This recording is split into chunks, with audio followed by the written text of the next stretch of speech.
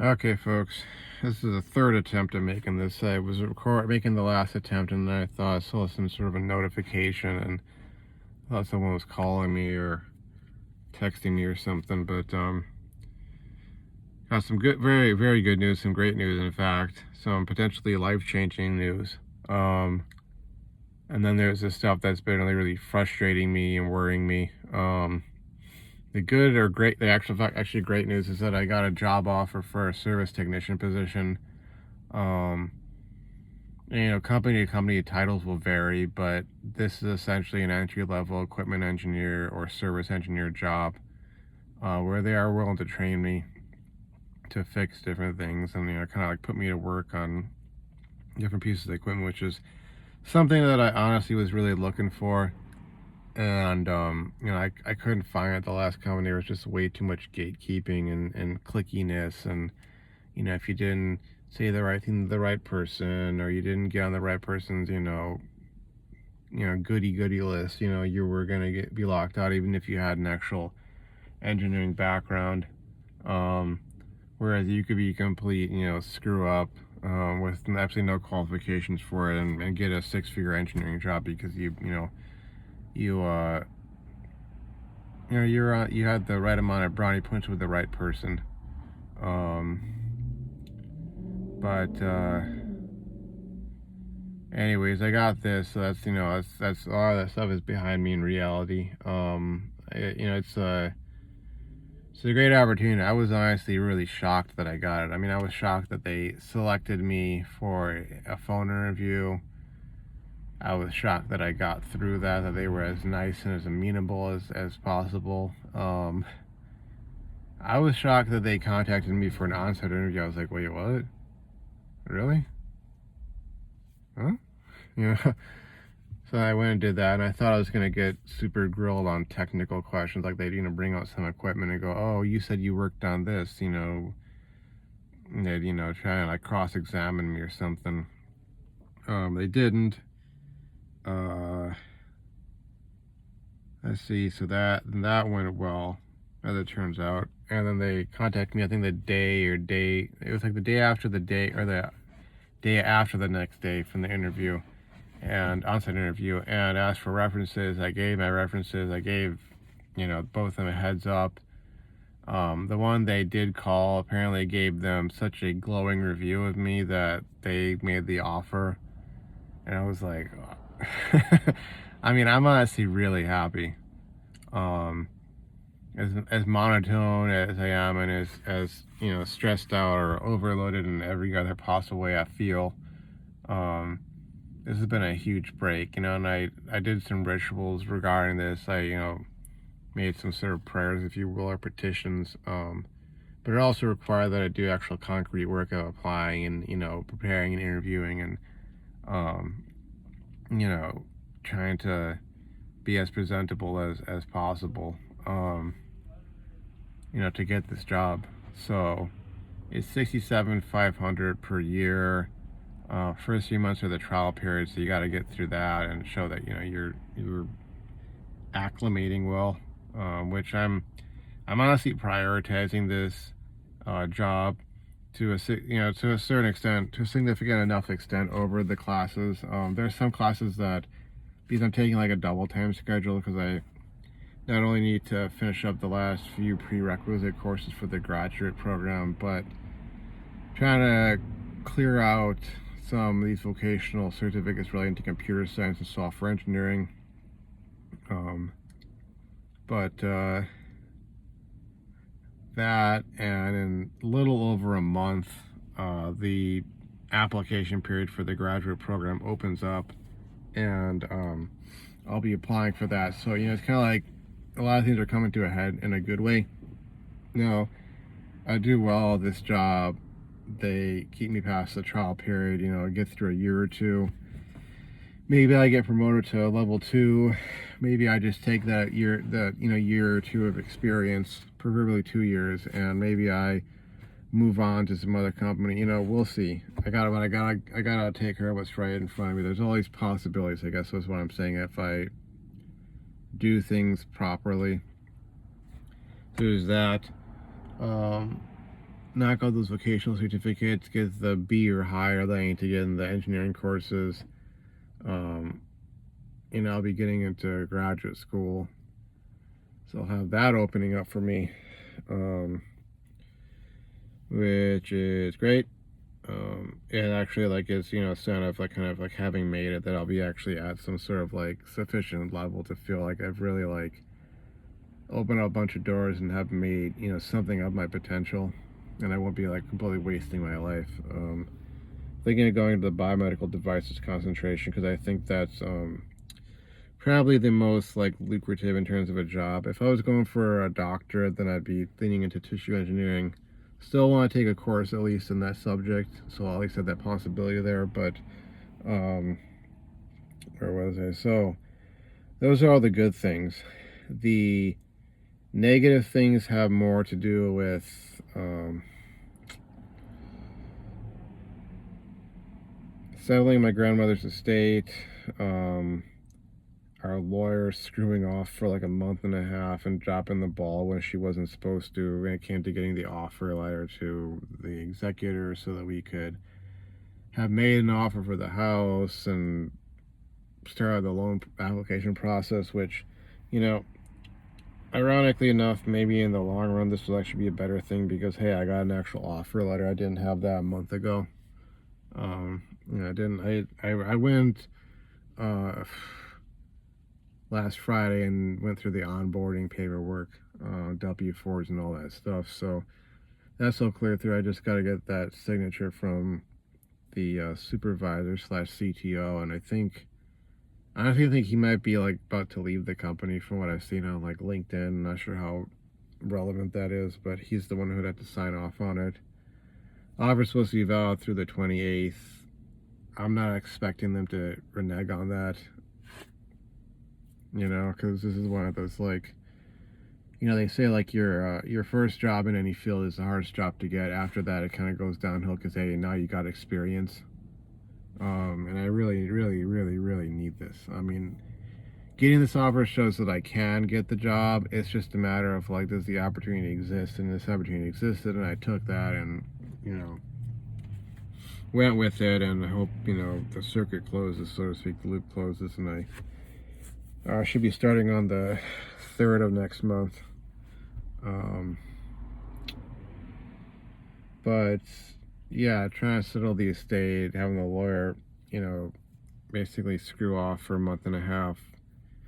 She wanted to go off on vacay or whatever and didn't want to, do her job or whatever. Maybe she just forgot. I mean, I want to give the benefit of the doubt, but then again, it's kind of like, okay, what does giving the benefit of the doubt justify or entail, Let's turn on the engine so I can get some air going in here. But, that, and then, in light of all the things that have happened over the last almost 9 months, plus actually, if you count December of last year, end of November last year, one legitimate concern that my sister has had, she brought that to me, and she was like, okay, how do we avoid having this ever happen again? That was a legitimate concern. So I kind of like set to work looking up all these things about estate planning and what's the way you can avoid probate. And I kind of went down the rabbit hole of like reading up on trusts and different kinds of trusts versus wills, and what else? Even getting into some of the historical examples like the Rockefellers versus the Vanderbilts. However you feel about how they acquired their wealth, there's the example of the Rockefellers who they planned things out, and that's one of the main reasons why they're still wealthy, whereas the Vanderbilts didn't, and they just spent it all, because you got those two sort of contrasting examples. And I was really pushing for like the Rockefeller trust method or approach, and trying to get my dad to make a trust. And he did start looking it up, and he started the first couple of steps. It seems like he's been in contact with the attorney that he was talking to, like I think twice in the last like month or too. And essentially what they told him was, here's what we do, here's how we do that. What we need from you is, documents that, you know, cover the gamut of like your assets. If you have a house, if you have cars, if you have retirement accounts, if you have precious metals, if you've got cash, if you got this, you got that, you got to get an accounting of it, and then you hand that off to the attorney, and then you had this discussion about, okay, who do you want to get what, and then they put that in the trust documents, and they list the beneficiaries and these things, and my dad has repeatedly dragged his feet. I mean, it's not really an excuse. He is a baby boomer, and while I know there are boomers who, first post-World War II generation, whether born in America or overseas, who took to heart the lessons of their parents' generation and did things the right way. And in some cases, they worked out, and now they got kids who are successful and have taken those lessons to heart. And there are cases where they did everything right, and the kids still turn out wrong. And there's the millennials and older Zoomers who, give Gen Y and Gen Z a bad name,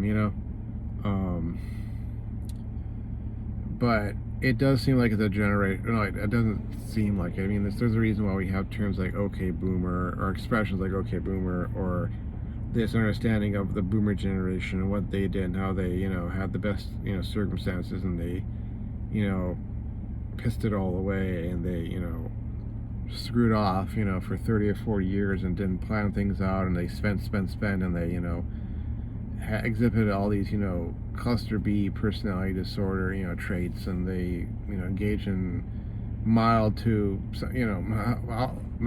extreme, the spectrum somewhere of substance abuse and financial abuse and, abuse of their kids and so on, and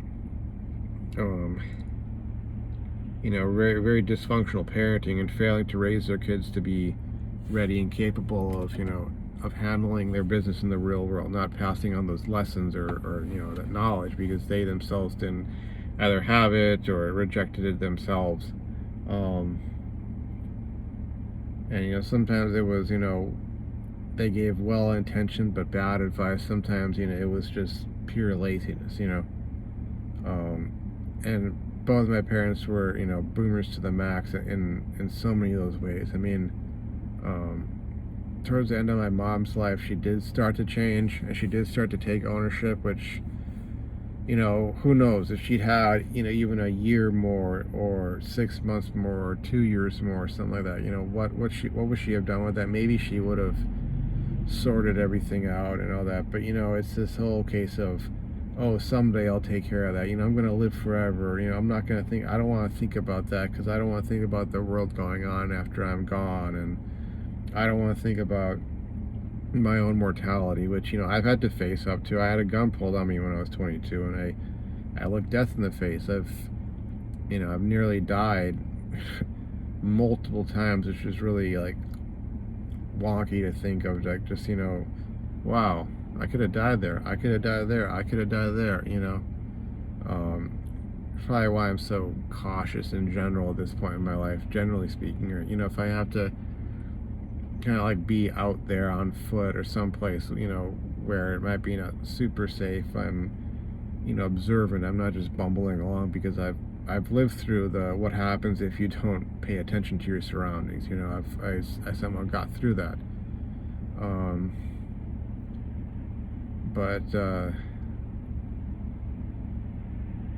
where was I? So, I went down that rabbit hole, did all that research. I got on my dad's case about that. I tried to be nice about it because, I'm not doing this to swindle him out of money. I'm not doing this because I, want to be a jerk to him. I'm doing this to save both myself and my sister a whole bunch of heartache, and to make sure that, his life's work, which there supposedly is something still left of it, that he hasn't, leveraged out, depending upon what day of the week you ask him, and what details my sister's been able to sort of, get out of him, or, what have you. Supposedly there's still something left to save, and that's what I'm wanting to do is, get this trust set up and then have him put all that stuff in there, and however he wants it distributed, he decides, because he's the grantor and he's my father and yada yada. But I'm trying to do that, and it's sort of like, on the one hand, no, this really isn't my problem. No, really isn't my responsibility. I get that. People will say that. My uncle will say that. And, they're right in one sense. But in the other sense, it's kind of like I am kind of looking out for myself. I'm looking out for, my sister. I'm looking out for my, dearly departed mother. May she rest in peace. By doing this, it's like me also kind of taking care of myself in a sense, by trying to settle all these things. But he, in his classic way, has basically dragged his feet this whole time, and it's not just been in this sector of life, but it's it's kind of it's like the most concerning one, you could say, that directly impacts on us. Like kept on, he when he knows he hasn't done something that he should have, he'll say something very nebulous, like as an excuse, like, oh, I have so many things to do, I don't have the time, blah blah blah. It's like, you would think that he would have learned from my mother's untimely death that someday may not come. You may never have the time if you don't make it. You got to make the time. You got to take charge, take responsibility, get an accounting. You have to do these things, whether you like it or not. And there's times where if I keep at him long enough, he may, give some info what he can remember out the top of his head, or he'll just make some promise, like, oh, I'll get back to you by this day, and then that day comes, and he's mysteriously uncontactable. He just kind of like he probably turn. I wouldn't be surprised if he turned off his phone, or he made some sort of setting.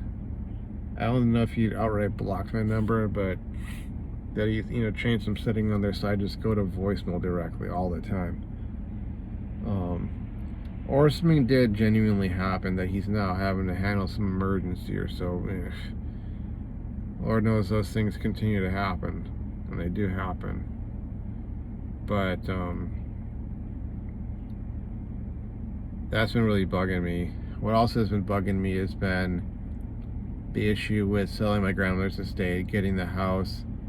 He's made all sorts of promises about, oh, don't worry, you just go talk to the bank, get the loan process started. I'll have the money for a 10, 15, 20% down payment. I'll have the money for a down payment, or, we'll have the money for, worst case scenario, we can just buy out the house. I got the, I'll be getting this, all this cash from whatever, he says. The story changes, every time. And then, of course, there's the, oh, but don't tell anybody about this. And, there was a squabble about some money with my sister, where she was like, oh, don't expect that to come through. Don't expect to depend on that. That's for my medical bills and my this and that, and all these other miscellaneous bills, and that's going to be eaten up by taxes, and then nothing's going to be left over afterwards because blah blah blah. And then he accused me of all sorts of heinous crimes and intentions, and like she was staging a misdirection essentially. I'll be honest, I fell for it, and it was really stupid on my part not to expect that from her, because she's the kind of person who, on the one hand, wants to protect, she wants to present herself as being this noble and virtuous and caring and, illustrious individual, while also not being willing to, really put anything on the line. And if she is ever forced to, then it's this huge deal because she had to, But if somebody else had to do something even more significant, it's like, tough SHIT. That's your problem. And it's like she's more concerned about, or has been, at least in the past. I don't know where her mind is at right now, but back then at least she was more concerned about the money, and it was like she was willing to sacrifice the house so that she could get the money for her, whatever the heck, that she caused herself, because she made certain decisions to drink herself into a coma, to get herself, put in a situation where they had to do major surgery on her, which then has racked up all these, bills, and she thinks it's my dad's responsibility to pay for that with whatever money he has. And knowing her, it's like it never stops. It's like this bottomless pit of just expenditure after expenditure after expenditure for nothing, which it doesn't lead anywhere. It doesn't stop. I mean, unless something really bad and really permanent were to happen to her, and it's like, I don't want that to happen. I want things to change for the better. I want her to stop living the way she's lived and whatnot, but that's neither here nor there as far as this concern is, because it's not just that I want to save the house that my grandparents lived in, my mom grew up in, and all that. It's also the fact that, hey, as someone of my generation, millennials, what's one thing we complain about so damn much? Rightfully so. As much as maybe our voting patterns contributed to it, we didn't start the fire, so to speak, but we complain about house prices. Oh, I'm never going to be able to own a house, how can I start a family, blah, blah, blah, blah, blah. And in this case, you got this prime opportunity to own a house for like half its price, less than half actually, slightly less, in a day and age where house prices are out of control. And it's like, this is a once in a lifetime, once in 10, 100,000 lifetimes opportunity to do that. And dealing with people who are so short-sighted, and it's not just my sister, it's been worse than that. It's been those two scumbag cousins who are just after money, even worse than my sister. I mean, they're like the ones who started the money grubbing dynamic themselves and took it to the nth degree. But having to deal with these people, and then having a parent who's kind of infamous for making these grandiose promises and grandstanding about all sorts of stuff, going back and forth about how much he really has and how much we're really cleared for, and blah blah blah blah. And it's like an emotional roller coaster. One day you're like way up and you're thinking everything's peachy, just keep at it, things are gonna work out, and then the next day it's, oh well, no, this happened, or we changed our mind, or oh, that number I gave you wasn't exactly accurate, or whatever the case may have been. I don't know. I'm looking at this, and if this doesn't work out, it goes south, the house gets lost,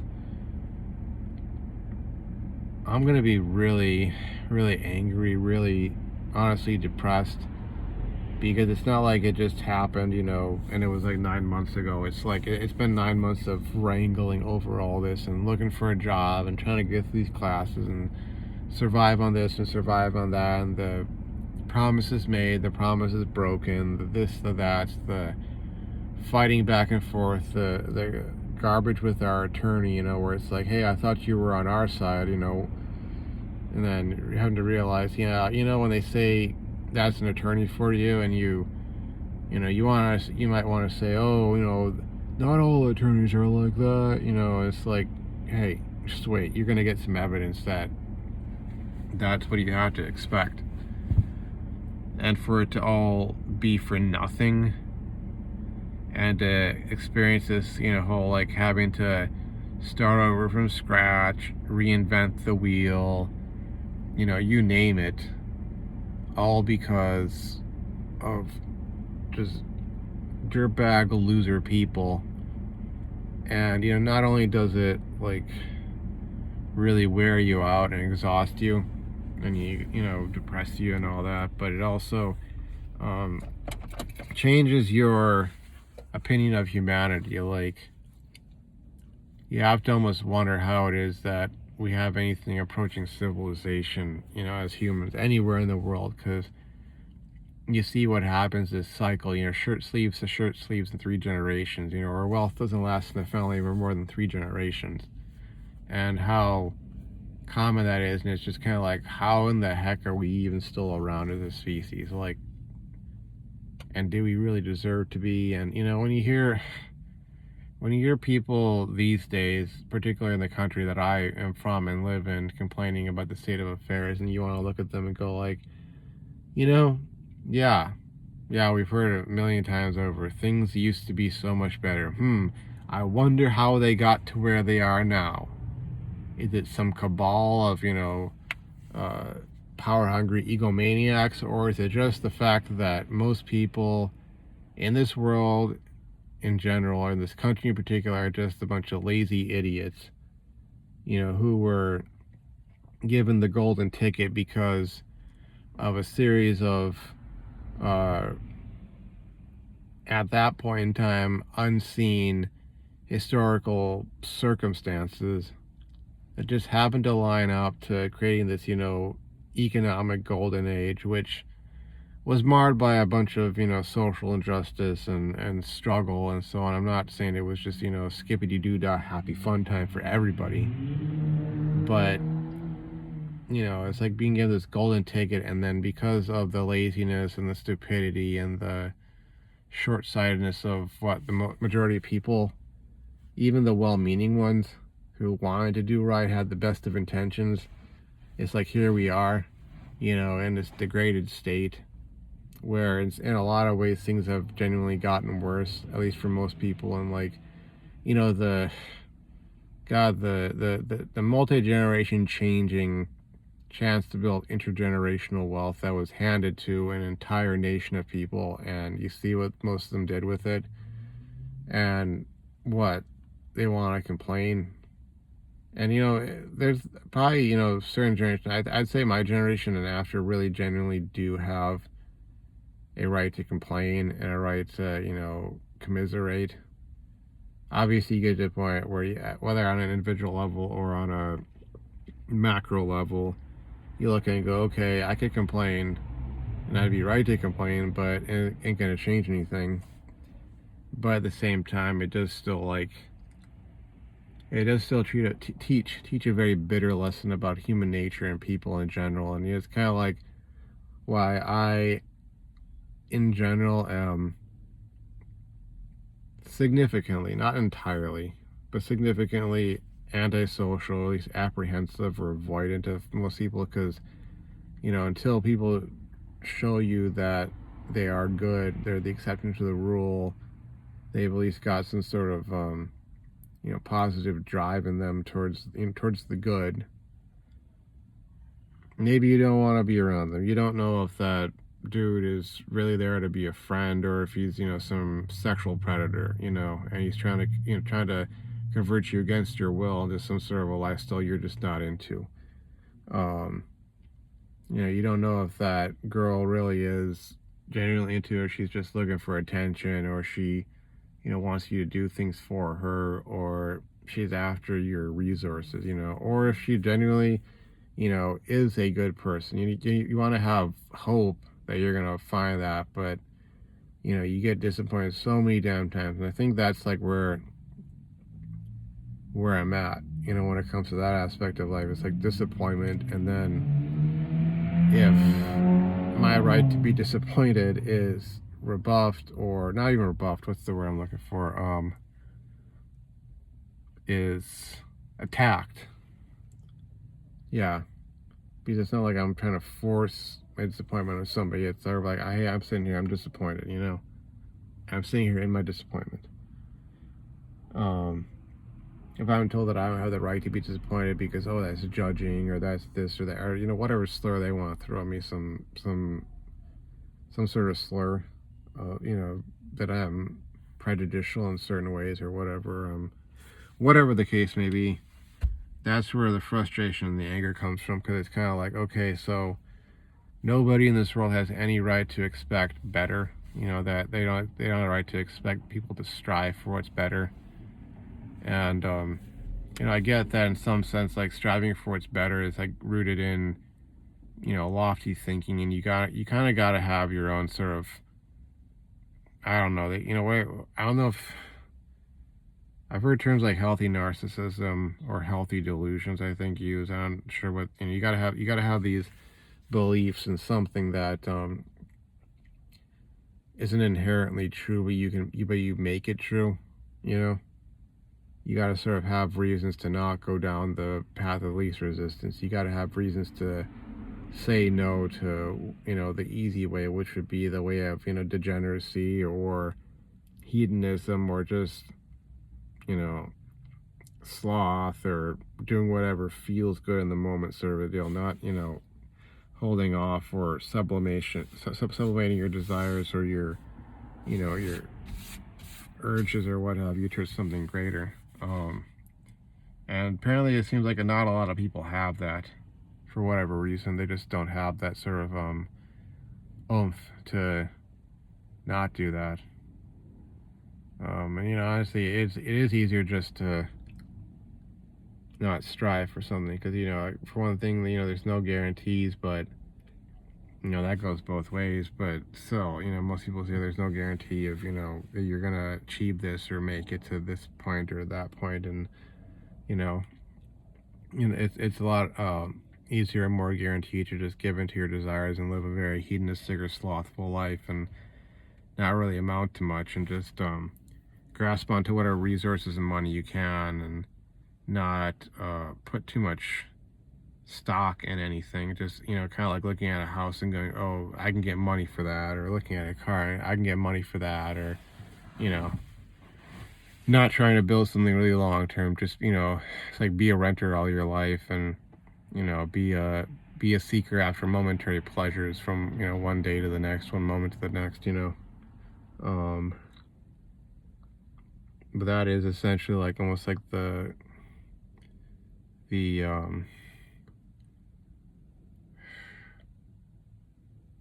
I think of the term, but that's kind of like the average person. And yeah, it makes it very difficult to want to build anything with anybody else, because you're just kind of like always like apprehensive of thinking that you're gonna let somebody in who shouldn't be there. Maybe I'm a bit traumatized in that sense by how my mom was, because I think my dad could have probably built some real wealth and had a true accomplishment there, but then he like fell in love with and married a woman who, her tendencies and her self-importance, her self-centeredness, all that prevented him from really like applying himself in a manner that would have led to that. And it's just it's really tragic, really frustrating. It makes me like really, really angry. Because man, it's like the making life harder than it had to be. And that whole idea, just like, it didn't have to be this way. It literally didn't have to be this way. You were handed things on a golden platter. You just showed up to work at your 9 to 5, restricted your drinking or your other bad habits, not having to completely eliminate them, but just keep them under control, and just do that for X number of years. They could have done fat fire, financial independence, retire early. They could have done so many of that sort of stuff, and just screwed it up. And it's kind of like I'll joke sometimes, I think, where I say I've had enough of the intergenerational trauma. That stuff is easy to pass on. Can I get some of that intergenerational wealth, please? Kind of like half joking, but yeah,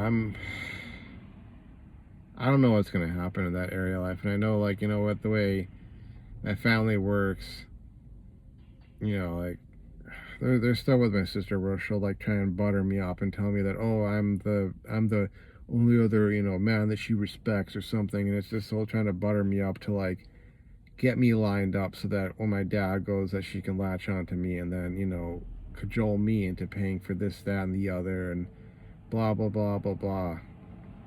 And, you know, it's all very self-serving. It's that mid-30s, like, security phase onset sort of way of thinking of. She already went through the epiphany phase, which is why she's with this guy.